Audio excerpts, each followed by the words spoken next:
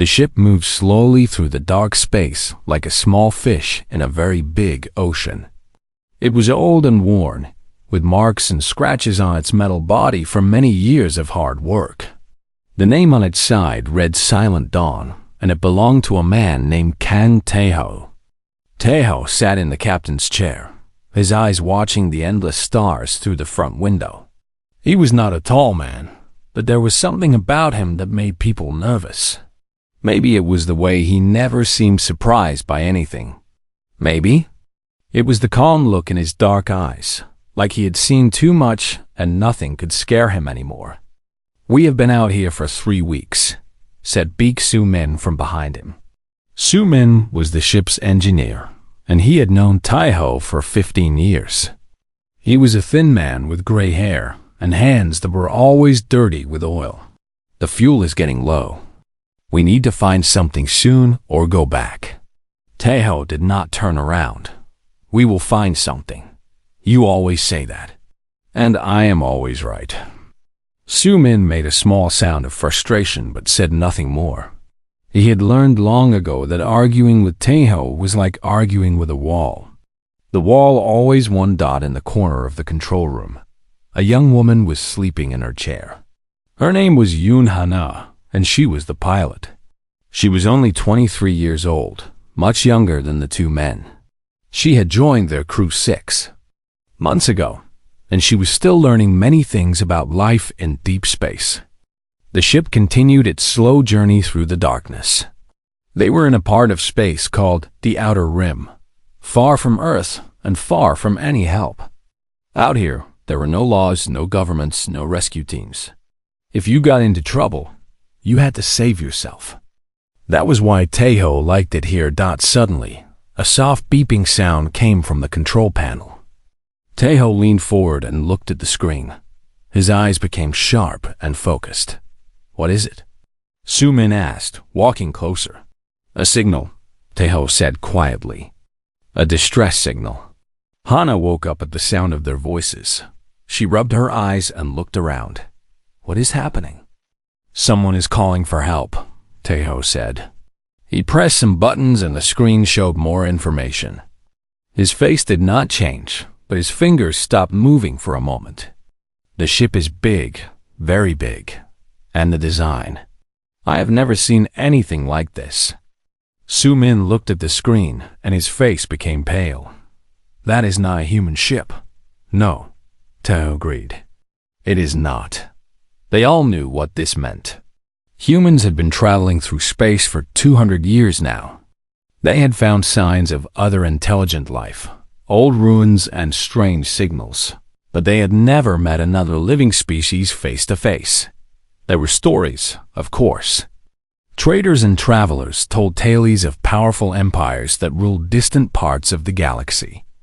One name came up more than others: the Korath.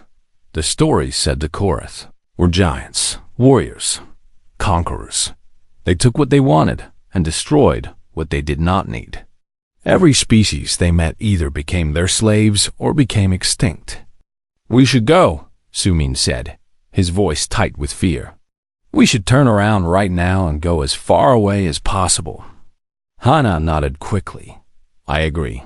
This is too dangerous." Taeho was quiet for a long moment. He looked at the signal on the screen, thinking. The ship out there was damaged. It was calling for help. That meant it was weak. "We are going to investigate," he said finally. Su-min grabbed his arm. "Are you crazy? Did you not hear what I said? That could be a car ship." Taeho looked at his old friend with those calm, unreadable eyes. "I heard you, but that ship is full of technology we have never seen. If it is abandoned, we can take what we want and sell it for enough money to retire. If there are survivors..." He paused. "Then we will be careful." "Careful?" Su-min laughed, but there was no humor in it. "You want to be careful with the Korath? The species that has destroyed entire worlds? Every species can die," Taeho said simply. "That is the first rule of the universe." He turned back to the controls and began to change their course. Silent Dawn slowly turned toward the distress signal, toward the unknown ship, toward whatever was waiting for them in the darkness. Hana moved to her pilot's seat, her hand shaking slightly as she took the controls. She was scared, but she trusted Taeho. In the 6 months she had known him, he had never made a wrong decision. He had kept them alive through pirates, through storms of space debris, through broken engines and empty fuel tanks. If he said they could do this, then maybe they could. Su Dashmin stood in the middle of the room, his arms crossed, his face unhappy. But he did not leave. He never left. That was the thing about Taeho. People followed him, even when they thought he was wrong. There was something in him that made people believe. The journey to the other ship took 2 hours. As they got closer, the true size of it became clear. It was massive, like a floating mountain made of dark metal. Parts of it were broken and burning. Holes in its body showed the damage from some terrible battle. What could do this to a ship so big? Hana whispered. Nobody answered. Nobody knew. Taeho guided them to a docking port on the side of the giant ship. The Silent Dawn connected with a soft thump, and then everything was quiet. Get your weapons, Taeho said, standing up. Stay close to me. Do not shoot unless I tell you to shoot. They walked to the airlock, the door that connected their ship to the other one. Taeho checked his gun, a simple pistol that he had carried for 20 years. It had saved his life many times. The airlock opened with a hiss of air. Beyond it was darkness. Taeho stepped forward first, his flashlight cutting through the black like a small sword of light. The air smelled strange, like metal and something else, something organic and unfamiliar. They walked slowly through the corridors of the alien ship. The walls were covered with strange symbols, and the floor was wet with something dark. Bodies lay everywhere. Huge bodies, much bigger than any human. These are Korath, Sumin said, his voice barely a whisper. They are real. The dead aliens were terrifying, even in death. They had gray skin like stone and 4 arms each. Their faces were hard and brutal, built for war. Then they heard a sound. A groan. Someone was alive. Taeho moved toward the sound, his gun ready. He turned a corner and stopped. There, sitting against the wall, was the biggest Korath of all. A female, with long white hair and armor that shone even in the dim light.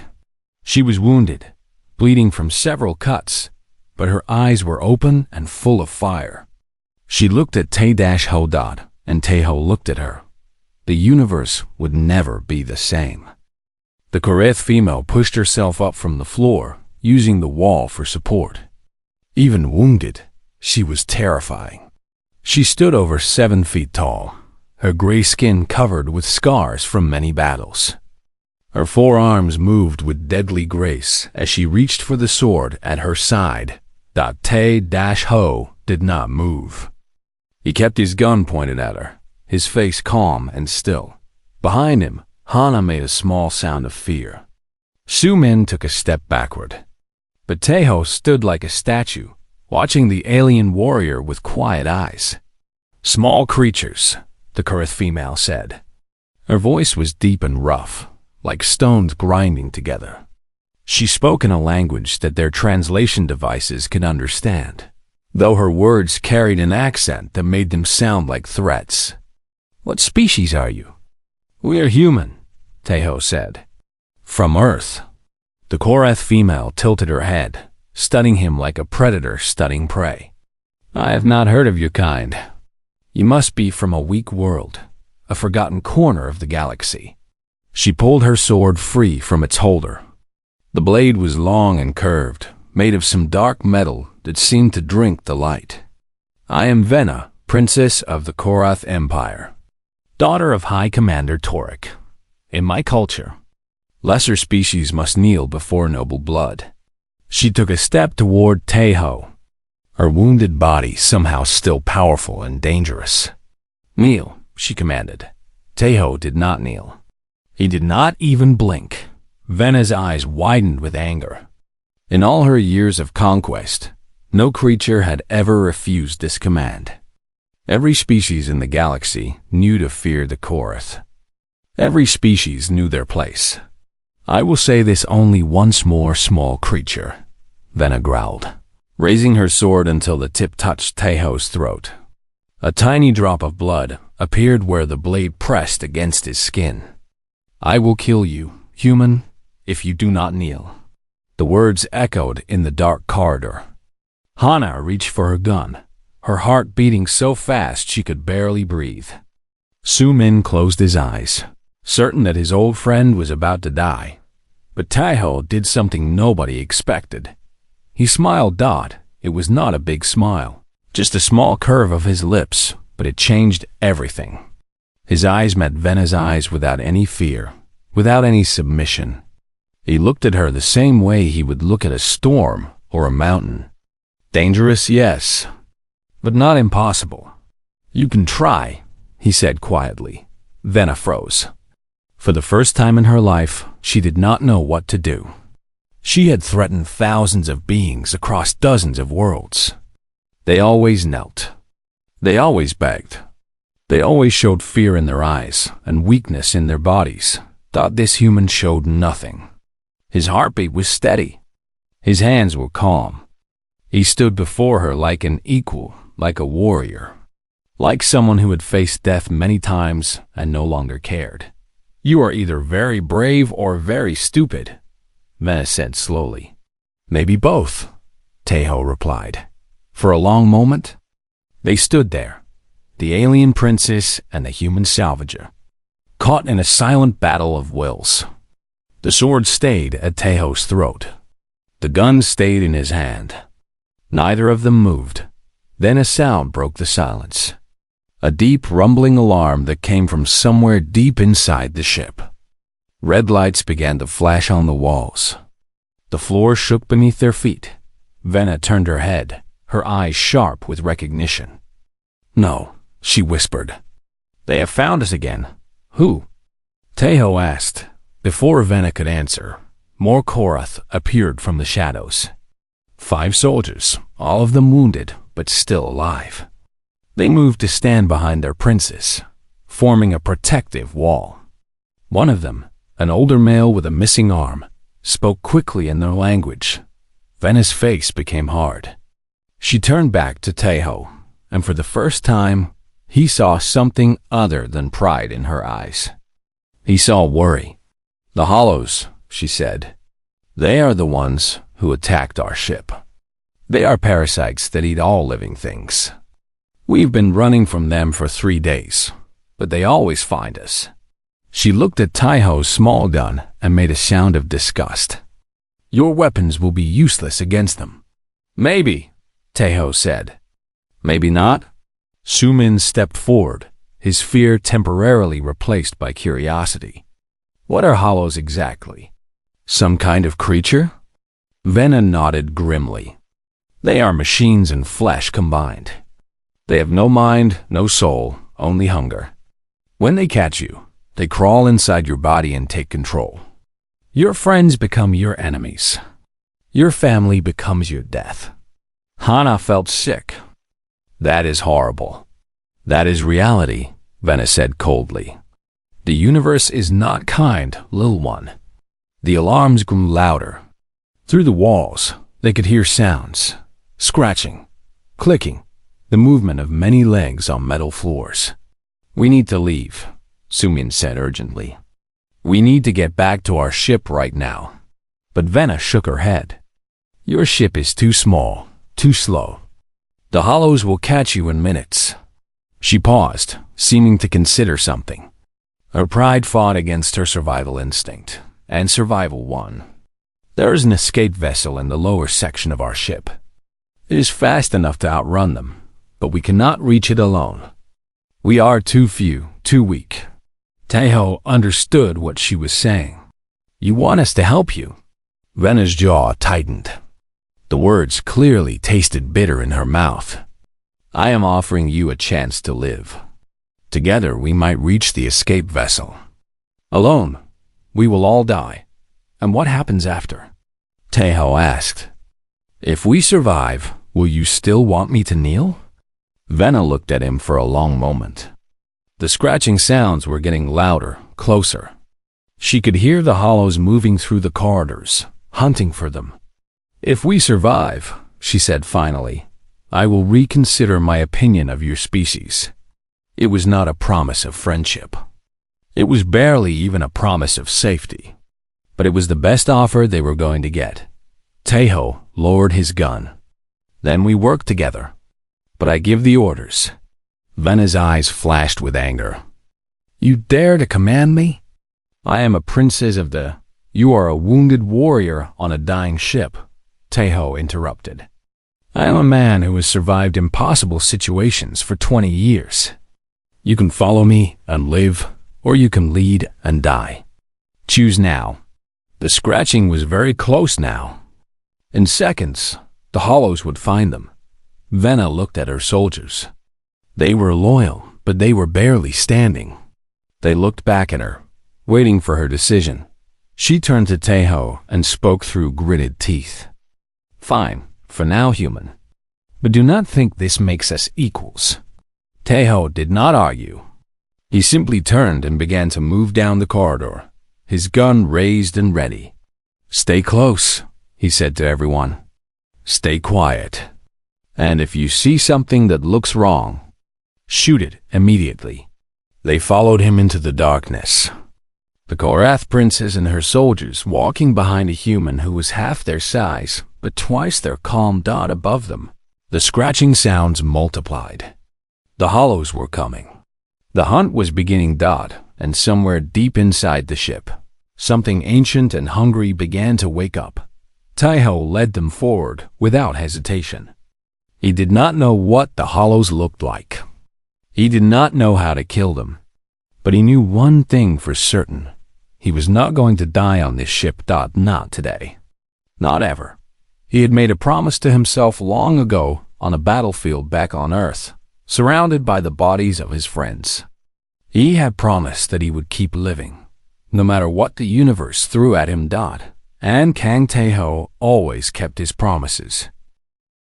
They moved through the dark corridors of the dying ship like shadows, trying to make no sound.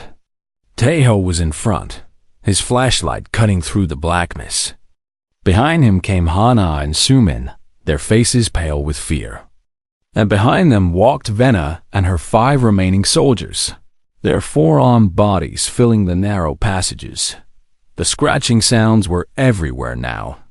Above them. Below them. On both sides. The hollows were closing in from all directions, moving through the walls and floors like water through cracks. How much further? Taeho asked without turning around. 2 more levels down, Venna answered. Her voice was tight with pain. Her wounds were still bleeding, leaving a trail of dark purple blood on the floor. The escape vessel is in the main hangar. Su-min looked at the blood trail, and his face grew even more worried.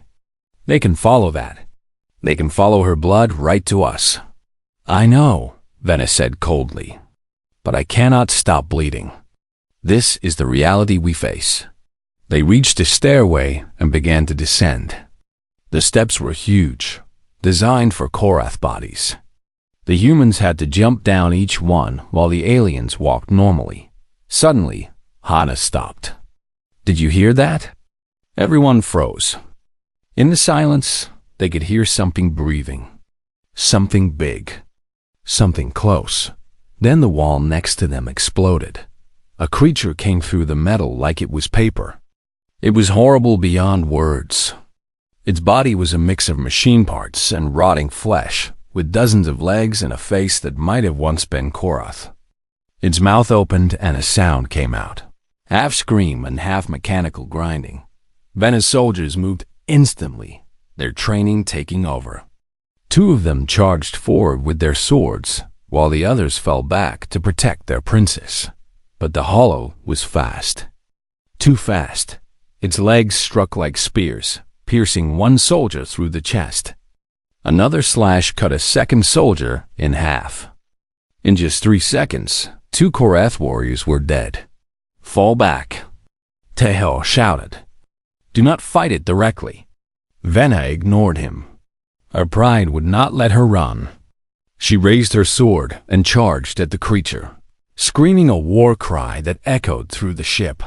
The hollow met her attack, its many legs blocking her blade. They fought in a whirlwind of steel and flesh, moving so fast that the humans could barely see what was happening. Vena was incredible, her forearms working together in perfect harmony, striking from 4 different angles at once. But she was wounded, tired, losing blood with every moment.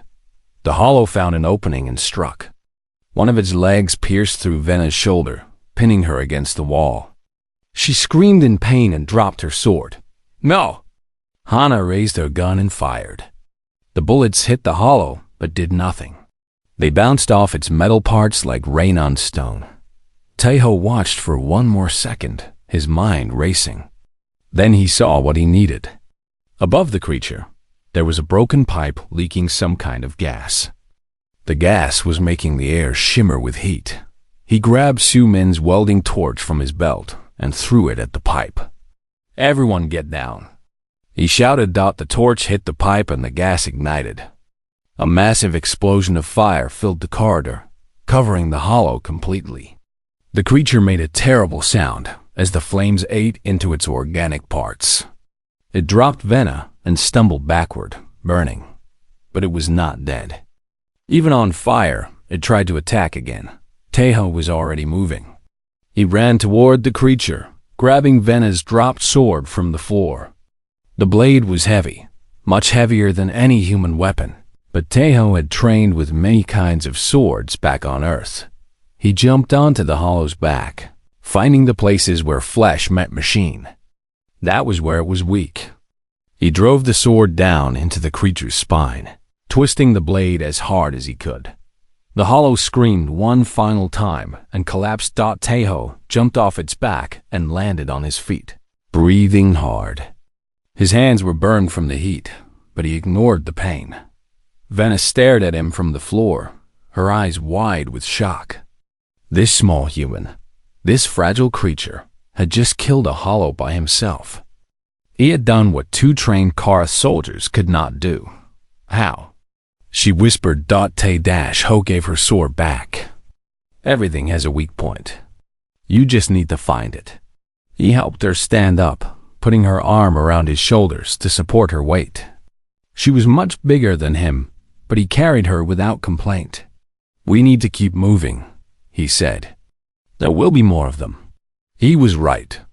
Even as they continued down the stairway, they could hear more scratching sounds, more breaking walls. The hollows were waking up all over the ship. The next hour was the longest of their lives. They fought through 3 more hollow attacks, each one more desperate than the last. 2 more of Vena's soldiers died, sacrificing themselves so the others could escape. Hana took a cut to her arm that would leave a permanent scar. Su Min used every tool in his bag, turning simple machines into weapons. But Teho was the one who kept him alive. He seemed to know what to do before anyone else. He found paths through the ship that avoided the largest groups of hollows. He set traps using broken equipment and flammable liquids. He fought with anything he could find: pipes, blades, his own fists when nothing else was available. Vena watched him with growing amazement. In her culture, strength meant size and power. The biggest warrior was the best warrior. But this human was not big at all. He was small and soft and should have been easy to kill. Yet here he was, leading them through hell, refusing to die. "You fight differently than any species I have met," Vena said during a brief rest. "You do not attack the enemy's strength. You attack their weakness." Teho nodded, checking his gun. He was almost out of bullets. Humans are not the strongest species. We are not the fastest or the biggest. But we survived on our planet by being smart. We learned to hunt animals much bigger than us by studying them, by understanding them, by using the land itself as a weapon. That seems dishonorable, Venna said slowly. Tai-Ho looked at her with those calm, unreadable eyes. Is it dishonorable to survive? Is it dishonorable to protect the people you care about? He shook his head. Honor is a nice idea, but dead men have no honor. Dead men have nothing. Venna thought about his words. She thought about her soldiers who had died following the old ways, charging directly at the enemy. She thought about how Tai-Ho was still alive because he fought differently. Maybe there was more than one kind of strength. Finally, they reached the hangar. The escape vessel was there, a sleek ship with powerful engines. It was surrounded by dozens of hollow bodies. Someone had already fought through them. The pilot, Venna breathed. Korath soldiers never leave a ship unguarded. He must have held them off until... She did not finish the sentence. Until he died, she meant. They moved toward the ship carefully, watching for any movement. The Korath pilot's body lay at the entrance, his hands still holding his weapons. He had died fighting. Venna knelt beside him and spoke words in her language, a prayer for a fallen warrior. Then she stood up and looked at Tai-Ho. Get us out of here, human. Before more of them come. Hana ran to the pilot's seat and began to start the engines. Su-Min helped the last remaining Korath soldiers into the passenger area. Tai-Ho stood at the entrance, his gun raised, watching the darkness. A swarm of hollows appeared at the far end of the hangar. There were hundreds of them now, a wave of metal and flesh rolling toward the ship. Close the door! Hana screamed. Tai-Ho fired his last 3 bullets into the swarm, slowing them down for just a second. Then he jumped inside and hit the button to close the entrance. The door sealed just as the first hollow reached them. Its legs scraped against the metal, trying to get in, but they were safe. The engines roared to life, and the escape vessel shot out of the hangar, leaving the dying ship behind. Through the window, they watched the hollow swarm disappear into the distance. They had survived. Venna sat in silence, looking at Tai-Ho with new eyes. He had saved her life. He had saved all of them. And he had done it without kneeling to anyone. The escape vessel flew through the darkness of space, putting distance between them and the hollow swarm. Inside, the survivors rested their broken bodies and tried to understand what had just happened. Only 3 Korath soldiers remained. They sat in the corner of the ship, silent and still, their eyes empty with shock. They had never lost so many warriors in a single battle. They had never run from an enemy before. Venna sat alone, her wounds wrapped with bandages that Su-Min had found in the ship's medical supplies. She stared at nothing, her mind replaying the terrible events over and over again. Hana was sleeping in the pilot's chair, exhausted beyond words.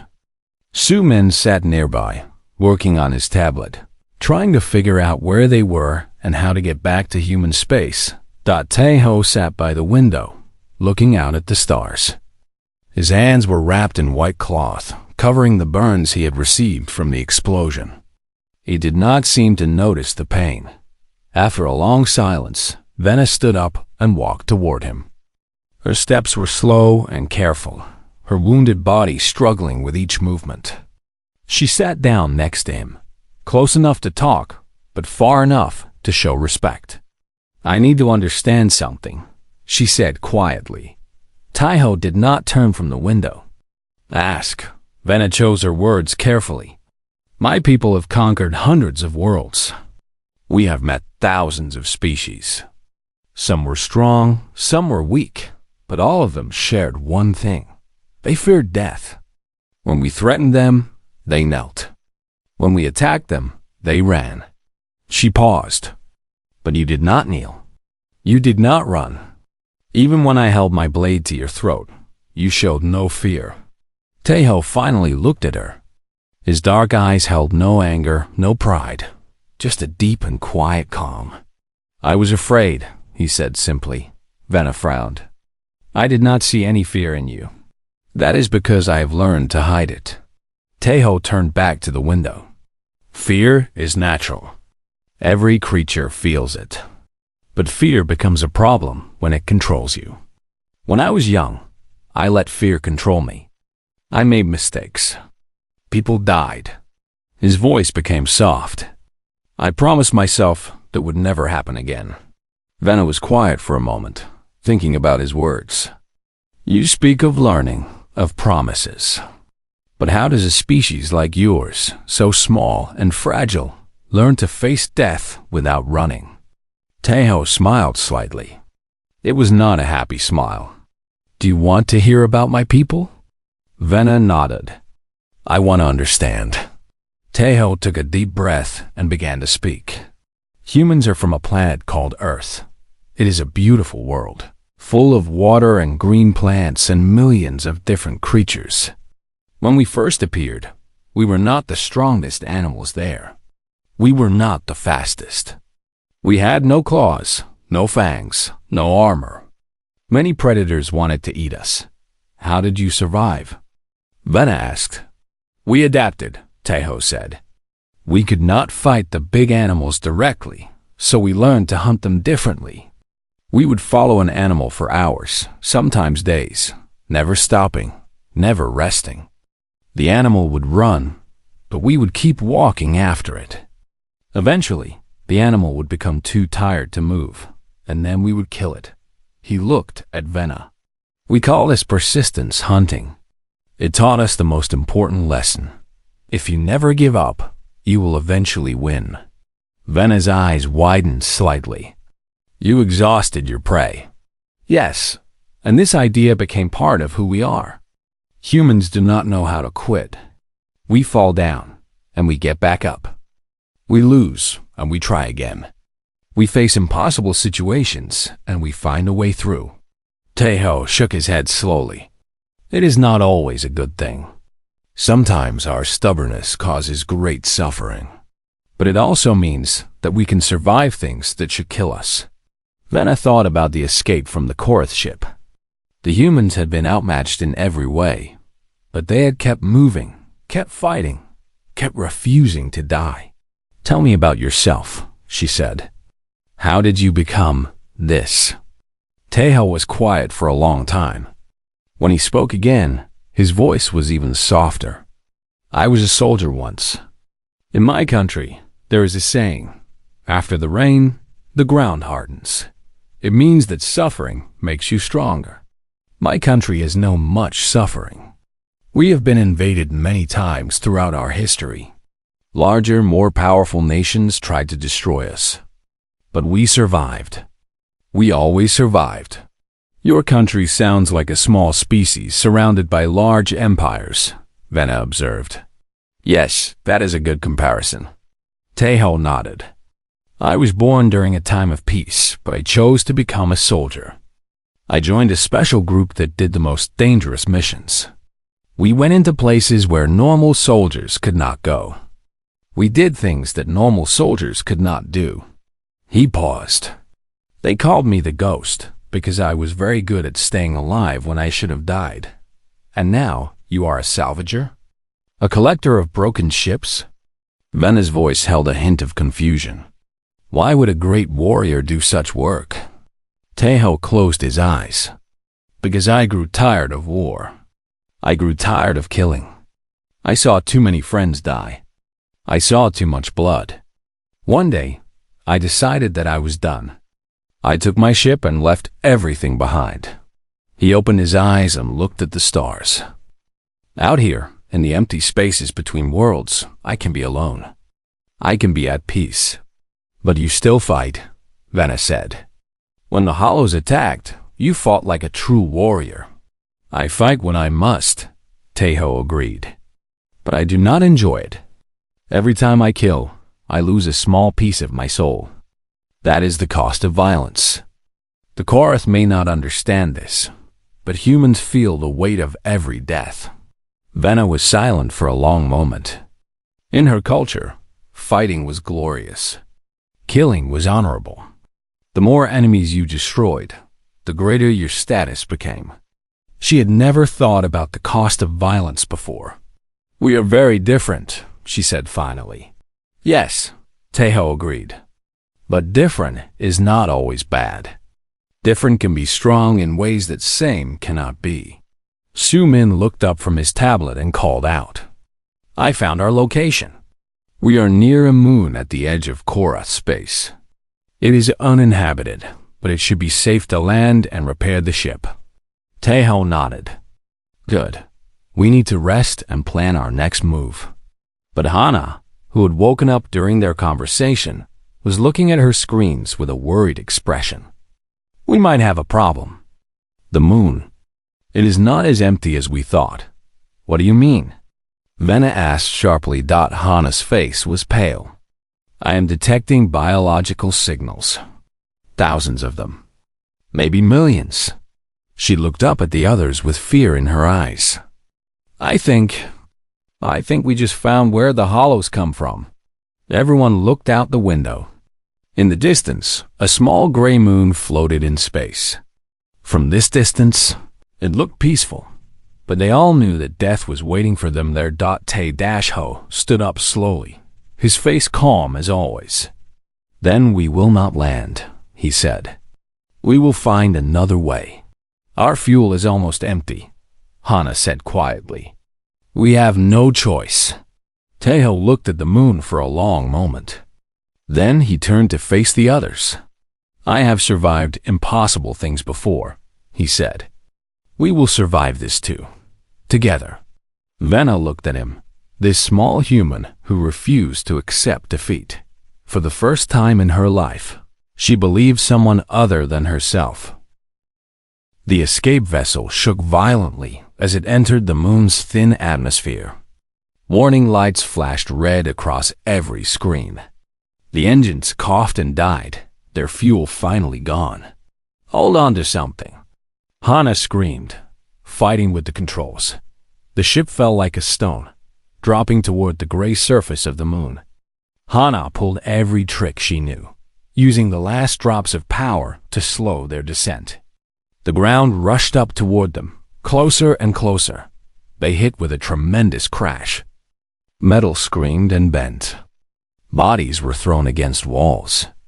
The world became chaos and noise and pain, then silence. Tejo opened his eyes slowly. He was lying on the floor of the ship, his body aching everywhere. He pushed himself up and looked around. The ship was destroyed. A massive crack ran down the middle of the main room. Sparks flew from broken wires. Cold air from outside was already creeping in through the holes in the hull. Is everyone alive?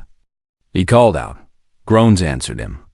Hana was still in the pilot's seat, blood running down her face from a cut on her forehead. Su-min was helping one of the Korath soldiers stand up. Venna was against the far wall, her wounded body looking even worse than before. 2 of the Korath soldiers were dead. The crash had broken their necks. Venna looked at their bodies and said nothing.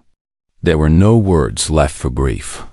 We need to move, Tejo said, his voice urgent. The hollows will have seen our crash. They will come to investigate. Su-min shook his head. Move where? We are stuck on their home world. There is no escape. There is always escape, Tejo replied. We just need to find it. He moved to the broken window and looked outside. The landscape was gray and dead, covered with strange rock formations and deep valleys. In the distance, he could see something that made his blood cold. A hive dot, it rose from the ground like a mountain of flesh and metal, pulsing with a sickly light. Towers and tunnels spread out from it like the roots of a tree, covering miles of land. This was where the hollows were born. This was the heart of their horror. That is the biggest one I have ever seen, Venna said quietly, moving to stand beside him. My people have destroyed many hollow hives, but never one this size. This must be their main breeding ground. Tejo studied the hive with careful eyes. How do they make new hollows? They have a core, Venna explained. A biological reactor deep inside the hive. It creates the energy they need to grow and multiply. If you destroy the core, the entire hive dies. Has anyone ever done it? Venna shook her head. The core is too deep, too well protected. Armies have tried and failed. The hollows are endless. They keep coming until there is nothing left. Tejo was quiet for a moment, thinking. The others watched him, waiting. They had learned to trust his mind, even when his plans seemed crazy. What if we do not fight them? He said slowly. Venna frowned. I do not understand. You said armies have tried to attack the hive directly and failed. But what if we do not attack? What if we sneak inside, find the core, and destroy it before they know we are there? Su Min laughed bitterly. Sneak into a hive with millions of hollows? That is suicide. No, Tejo said. Suicide would be staying here and waiting for them to find us. This is our only chance. He turned to face the group. We move fast and quiet. We avoid all combat. We get to the core, set it to explode, and escape in the chaos. The last remaining Korath soldier spoke for the first time. His name was Corvin, and he was the oldest of Venna's guards. The humans' plan is madness. We should die fighting, not running through tunnels like frightened animals. Venna looked at her old soldier with tired eyes. And what would our deaths accomplish, Corvin? Would they save the Empire? Would they stop the Hollows? She shook her head. I have seen enough death. I want to live. Corvin's face twisted with shame and anger, but he said nothing more. Tejo moved toward the broken door of the ship. We have maybe an hour before the Hollows investigate the crash. We need to be far from here by then. He stepped outside onto the gray surface of the moon. The ground was soft and spongy, made of some organic material that felt wrong beneath his feet. The air smelled like rot and chemicals. Everything about this place was designed to create death. The others followed him out, moving slowly because of their injuries. Venna walked next to Tejo, her eyes scanning the landscape for danger. You truly believe we can do this? She asked quietly.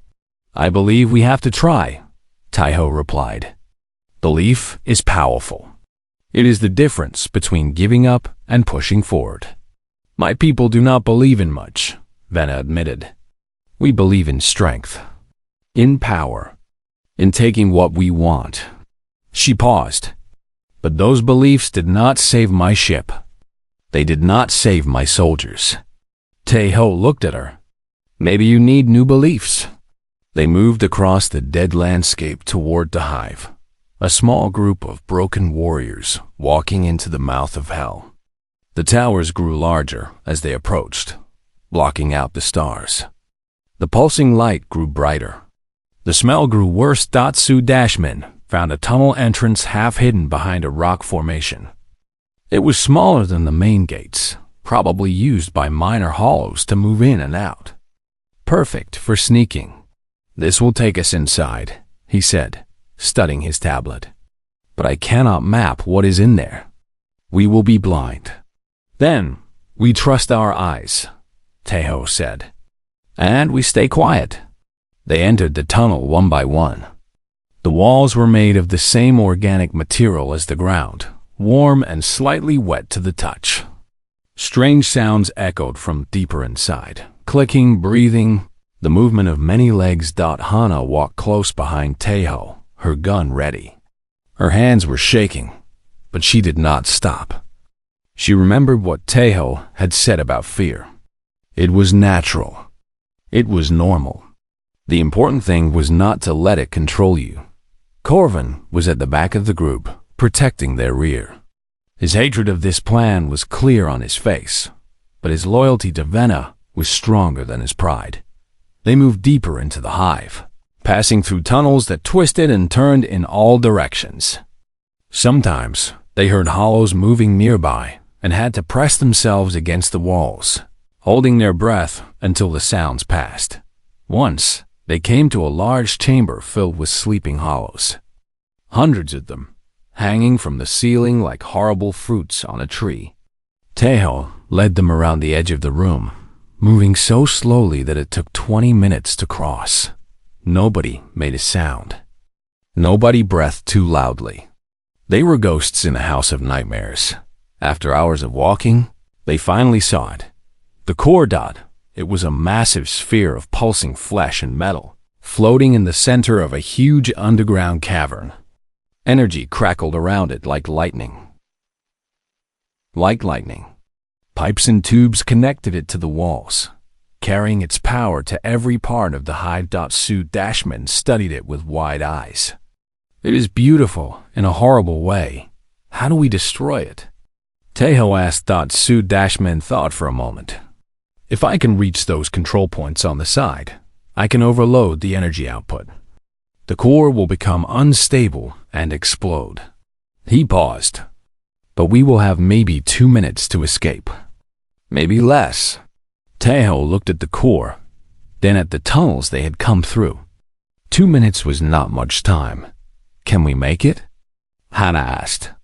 We will have to, Tejo said. He looked at each member of the group. Hana with her bleeding forehead, Su Min with his tired eyes, Corvin with his angry face, and Venna with her wounded body and changed heart. This is it, he said. Everything we have done has led to this moment. We either succeed together or we die together. Either way, we face it as warriors. He looked at Venna. All of us. Venna met his eyes, and for the first time, she smiled. It was a small smile, filled with pain and hope and something that might have been respect. Then let us begin, she said. Tejo moved first, sliding down the rocky slope toward the core chamber. The others followed close behind, their bodies tense and ready. Every second felt like an hour. Every shadow could hide death. The core pulsed with its sickly light, casting strange colors across the cavern walls. The sound it made was like a heartbeat, slow and deep and terrible. This was the heart of the hollow hive, the source of all their horror, and they were going to destroy it. Sue Dashman studied the control points on the side of the core, his mind working fast. I need to reach those 3 panels, he whispered. If I can reverse the energy flow at all 3 at the same time, the core will overload. How long do you need? Tejo asked. Maybe 5 minutes. Maybe more. We do not have more, Venna said grimly. The hollows will sense us soon. They always sense movement near the core. Tejo nodded. Then we protect Su Min while he works. Hana, you watch the east tunnel. Corvin, take the west. Venna and I will cover the main entrance. They moved into position without argument. There was no time for debate, no room for pride. They were soldiers now, all of them, united by the need to survive. Sue Dashman climbed onto the core's outer shell and began to work.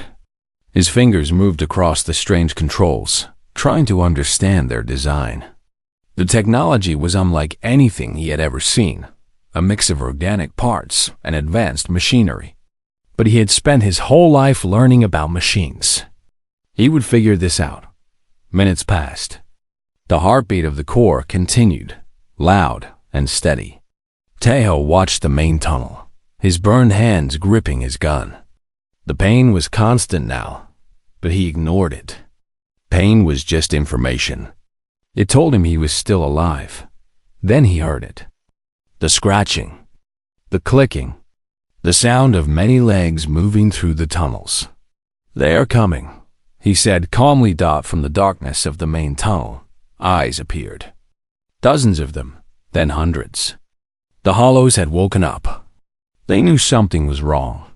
The first wave attacked. Tejo fired into the massive creatures, each shot finding a target. Next to him, Venna swung her sword with all 4 arms, cutting down anything that came close. Her movements were slower than before, weakened by her wounds, but she was still deadly.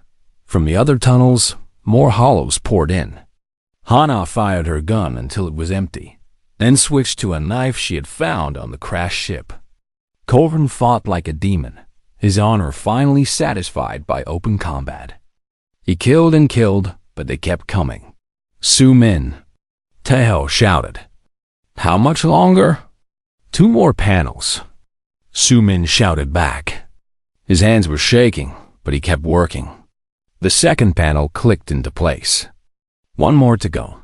A hollow got past Taeho's defense and slashed at Vena. She dodged most of the attack, but one of its legs cut deep into her side. She screamed in pain but did not fall. She grabbed the creature with 2 of her arms and threw it into the mass of its companions. Taeho ran out of bullets. He dropped the gun and picked up a piece of broken metal from the floor, using it as a club. He was not as strong as the Korath, but he was faster, smarter. He aimed for the joints, the eyes, the soft places where metal met flesh. Hana took a hit to her shoulder that spun her around. She fell to the ground, and a hollow moved in for the kill. But Corvin appeared from nowhere, his blade cutting the creature in half. He pulled Hana to her feet and pushed her behind him. Stay close, little human, he growled. I will not let you die in this pit. Hana nodded, too breathless to speak. She had been wrong about the Korath soldier. Beneath his pride and anger, there was honor. The battle continued. Bodies piled up around them, both hollow and ally. Vena was bleeding from many wounds now, her movements becoming slow. Torvin had lost one of his 4 arms to a hollow's bite. Hana was barely standing. Only Taeho seemed unchanged. He moved through the chaos like water, always finding the right place to strike, always staying 1 step ahead of death. The Korath who watched him could not believe their eyes. How could something so small fight so well? Done! Sumin screamed. The overload is starting. We have 90 seconds. Move! Taeho shouted. Everyone, move now. They ran. They abandoned the fight and sprinted toward the exit tunnel, the one they had used to enter. Behind them, the core began to glow brighter and brighter, making sounds that hurt their ears. The hollows seemed to understand that something was wrong. Many of them stopped attacking and turned toward the core, trying to protect it. But it was too late. The overload could not be stopped. They ran through the tunnels, their lungs burning, their wounded bodies screaming for rest. The walls around them began to shake. Pieces of the ceiling fell down, blocking paths and crushing hollows. 60 seconds left. Sumin stumbled and fell.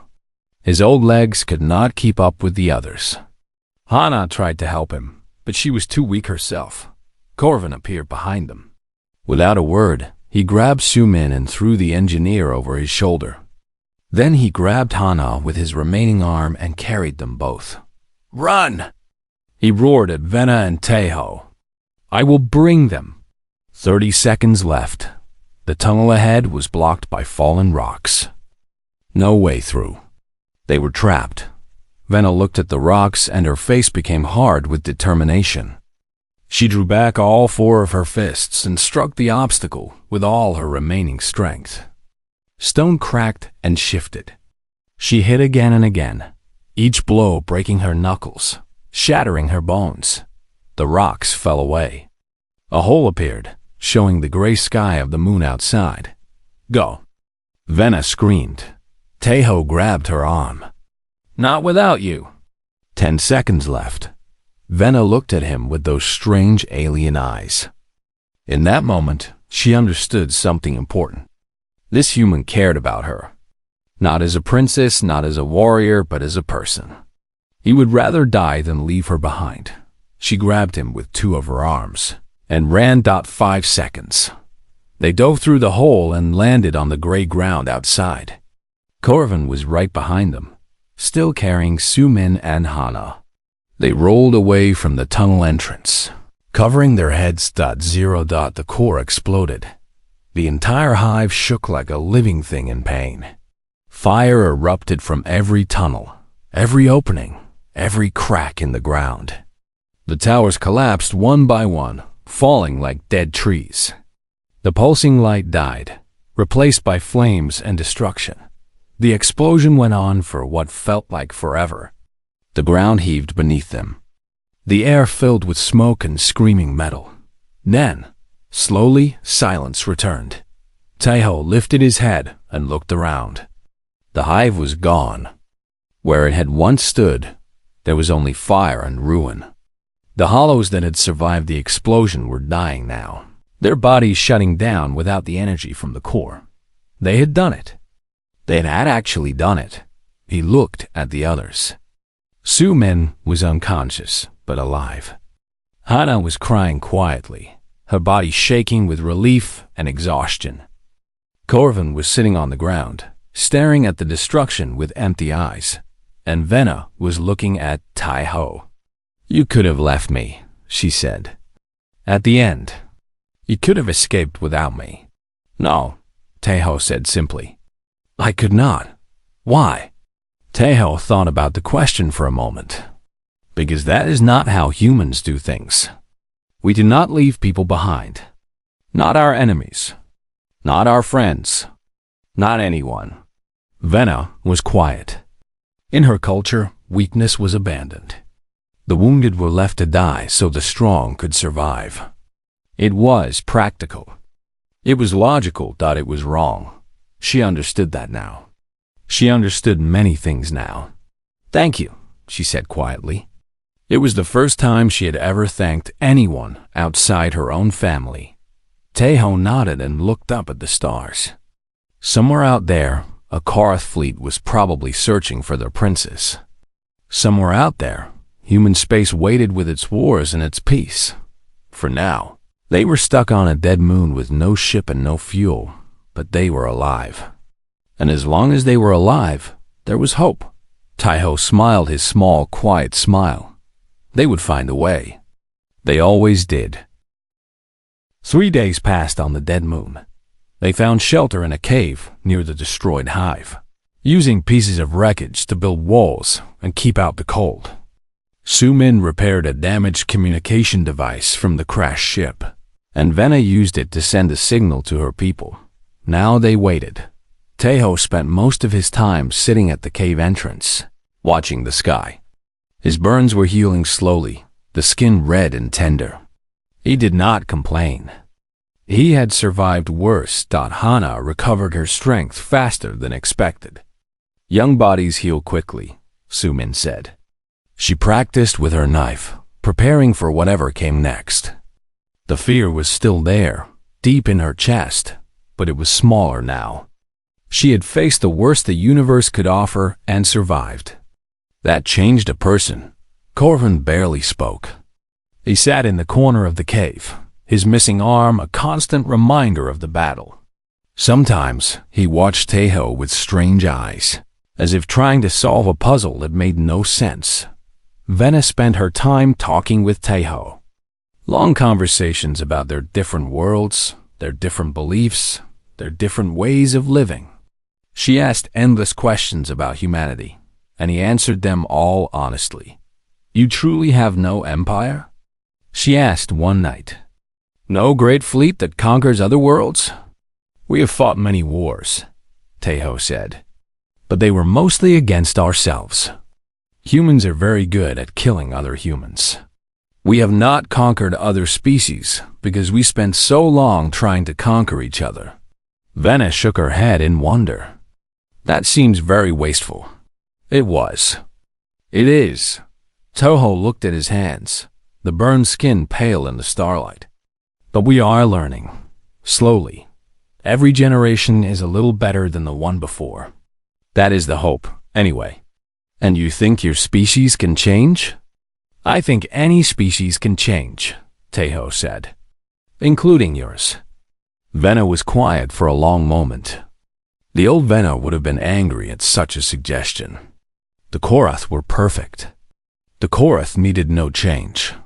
But the old Venna had died in the hive, replaced by something new. "Perhaps you are right," she said finally. On the 4th day, ships appeared in the sky. They were massive, black, and powerful, with the marks of the Korath Empire on their sides.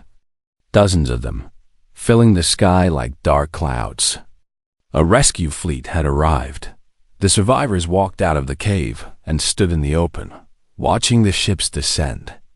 Hana moved closer to Teho, her hand on her knife. Su-min stood behind them, his face worried.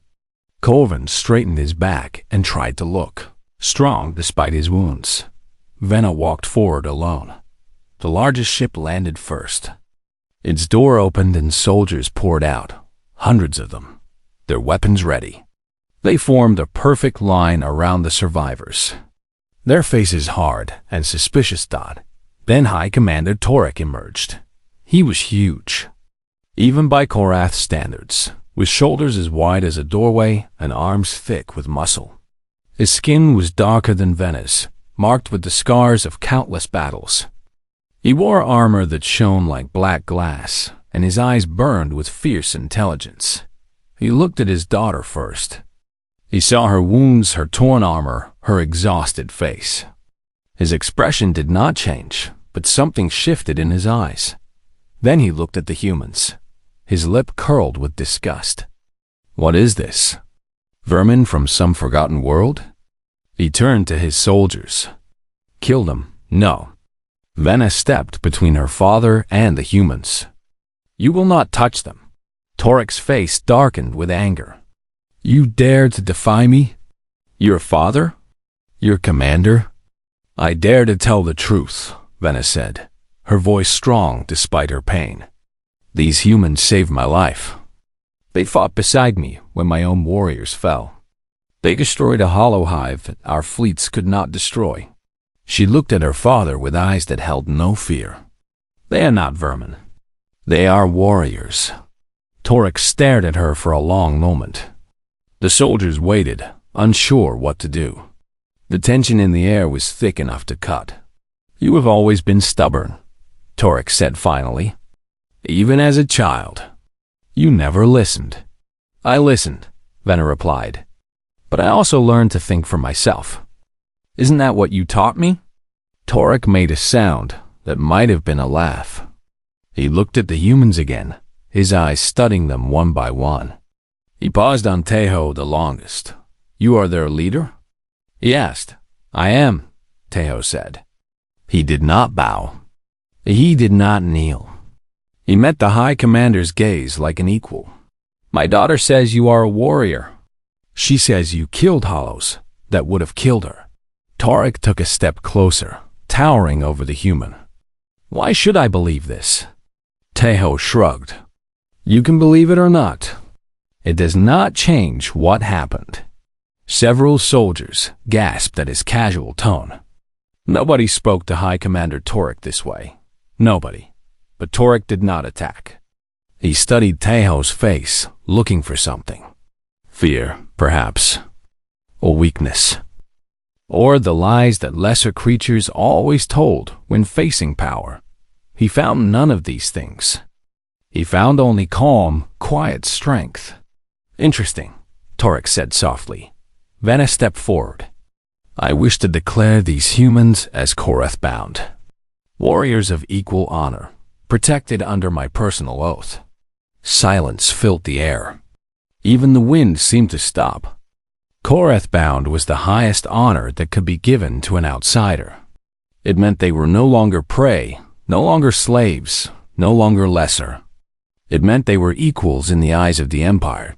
No Korath had ever extended this honor to another species. Ever. Corvin stepped forward. His one remaining arm pressed against his chest in a gesture of respect. I support this declaration. I saw these humans fight. They saved my life and the life of my princess. They have earned this honor. Torek looked at his old soldier, then his daughter, then at the small group of humans who stood without fear before his army. The universe seemed to hold its breath. You ask much, Torek said to Venna. I ask for justice, Venna replied. These humans earned their place through blood and sacrifice. Would you deny them what they have rightfully won? Torek was quiet for a long time. When he spoke again, his voice was different, softer, almost thoughtful. I have ruled the Korath Empire for 40 years. I have conquered 100 worlds. I have killed more enemies than I can count. He looked at Tejo. But I have never met a species like yours. Small, fragile, yet you stand before me without fear. Fear is a choice, Tejo said. I choose not to let it control me. Torek nodded slowly. Perhaps there is something to learn from your kind. He turned to his soldiers and raised his voice. These humans are declared Korath bound under the oath of Princess Venna. Any who harm them will answer to me. The soldiers stepped back, their weapons lowering. It was done as the Korath began to prepare for departure. Venna walked to Tejo one last time. She looked at him with those strange alien eyes, filled with emotions that her culture had no words for. Why did you smile? She asked. In the beginning, when I threatened to kill you. Why were you not afraid? Tejo looked out at the stars for a long moment before answering. Because I have been afraid my whole life, he said. I learned something important. Fear does not stop death. It just stops life. So I decided to stop being afraid, even when death was looking me in the eye. Venna considered his words. In her culture, warriors hid their fear behind rage and violence. But this human faced his fear directly and chose to smile at it. You are a strange creature, Kang Tai-ho, she said. So I have been told. Venna extended one of her hands, palm up. A gesture of respect between warriors. Tejo placed his smaller hand on hers. Perhaps our species will meet again someday, she said. Under better circumstances. Perhaps, Tejo agreed. And when we do, I hope we will meet as friends. The humans boarded a small transport ship that would take them back to their own space. Hana looked back at the Korath fleet one last time. Su-min was already calculating how far they were from home. Corvin watched them go with something like respect in his eyes. And Venna stood alone on the gray moon, watching the human ship disappear into the stars. The galaxy would hear of these humans soon. Travelers would tell stories of the small creatures who destroyed a hollow hive and earned the respect of the Korath princess. Warriors would wonder about a species that refused to kneel, refused to run, refused to die. And slowly, world by world, species by species, the galaxy would learn an important lesson. Never ask a human to kneel. They will just smile and refuse.